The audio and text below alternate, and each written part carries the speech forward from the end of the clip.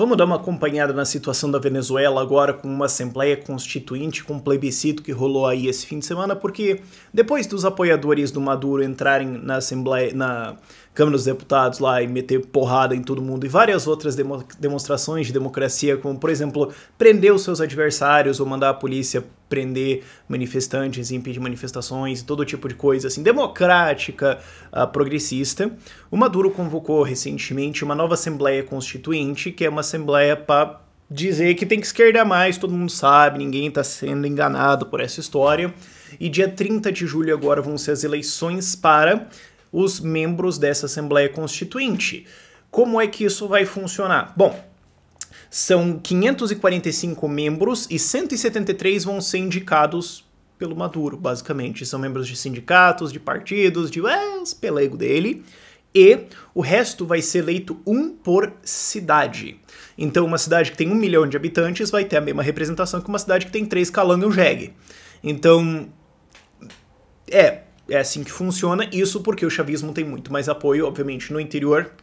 Nas pequenininhas cidades eles têm muito mais apoio do que nas grandes cidades. Então, se eles perderem Caracas, bom, é um legado. Se eles ganharem 5 cidadezinhas, que somado dá 25 pessoas, 5 vezes mais. Então é assim que vai funcionar o negócio, e a oposição resolveu que não vai colocar candidatos que vai boicotar para não legitimar o processo e tudo mais, porque, bom, eles sabem que vão perder e porque... obviamente as eleições vão ser fraudadas, são as mesmas máquinas Smartmatic que a gente vota aqui no Brasil, só para você saber, ok?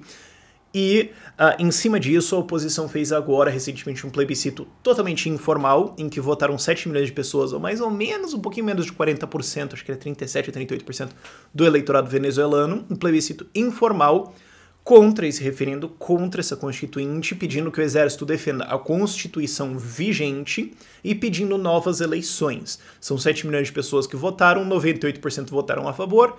Os chavistas estão dizendo que, na verdade, foi 2 milhões de pessoas, com nenhuma fonte, né? Fonte era Taku, porque, né? Aquelas pesquisas bizarras. E tá agora nessa guerra de narrativa bizarra e gigantesca. E também essa Assembleia Constituinte tem uma segunda utilidade, que é o mandato do Maduro acabaria tecnicamente no fim de 2018, daí seriam novas eleições e se ferrou. Então, agora ele declarou, não, enquanto ficar a Constituinte, eu fico no poder. E, obviamente, a Constituinte vai decidir que ele é presidente para sempre. Ou que só pode ter parte, gente, ninguém realmente, né, claro, ninguém realmente acha isso, mas então ele falou, isso aí vai durar uns 3 anos, então enquanto isso eu fico no poder, né, porque olha só, né, veja bem, por quê? Porque, né, eu disse, e essa é a situação atual.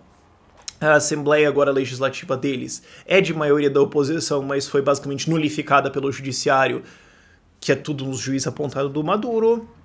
E essa é a situação política atualmente no país. Eles têm mais de 400 presos políticos, os mortos nos protestos recentes, os protestos agora que estão já durando semanas, já estão passando de 100 mortos, a internet está recheada de vídeos da polícia gratuitamente batendo em manifestantes, e esse é o cenário político da coisa agora, em que existe uma oposição muito forte, as manifestações são muito fortes, mas vamos ver no que a coisa dá. O que vai conter o Maduro, eu aposto em última análise, vai ser a deserção dos próprios apoiadores dele, e isso já está acontecendo. Certos membros dentro do governo, o apoio do governo já não está mais essas coisas de dentro, ali são vários setores, o Maduro, por várias fontes que eu vi, na verdade, é um poste, você tem mais gente atrás que governa, ele é só o relações públicas, é como se, na verdade, o presidente fosse o ministro da comunicação e você não sabe quem é o resto.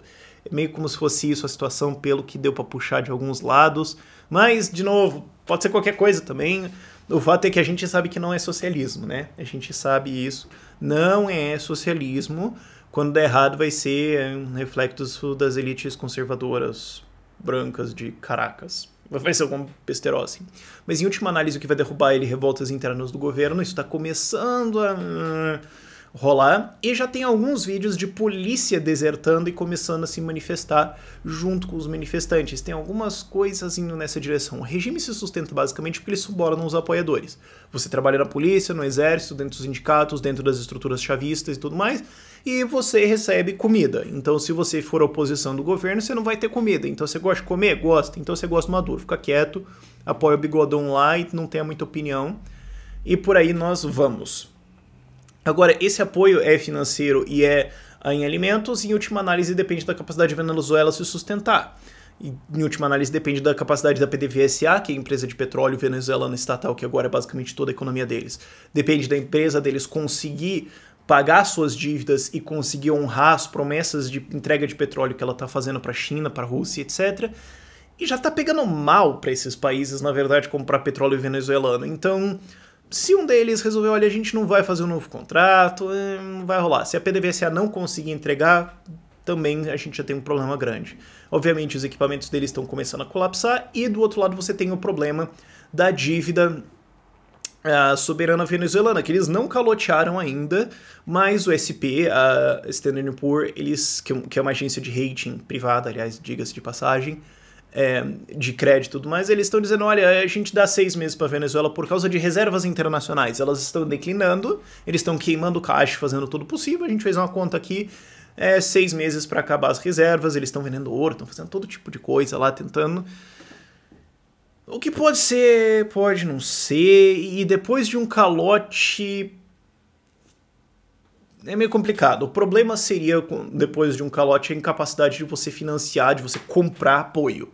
Esse seria o problema para você, então, ver o colapso da Venezuela, mas ainda está muito incerto. A PDVSA já ameaçou falir várias vezes, eu já gravei sobre isso, a Venezuela também, não sei. Mas essa é a situação lá agora, fora, é claro, todo mundo sabe, fome, imigração massiva agora para o Brasil e outros países próximos, todas as situações lá. E esse é o estágio final, não é o estágio final, né, mas é um estágio mais avançado de intervenção socialista. Não tem jeito de não acabar nisso. Isso que é a coisa que é muito importante você entender sobre qualquer forma de social qualquer coisa. Comunismo estoura mais rápido, fascismo demora mais um pouco, chavismo vai estourar também, okay? Porque tem os elementos de socialismo, conforme o governo, conforme ele começa a travar o mercado, travar o sistema de preços, travar o empreendedor, a economia colapsa e dá fome e todo mundo volta para a pobreza.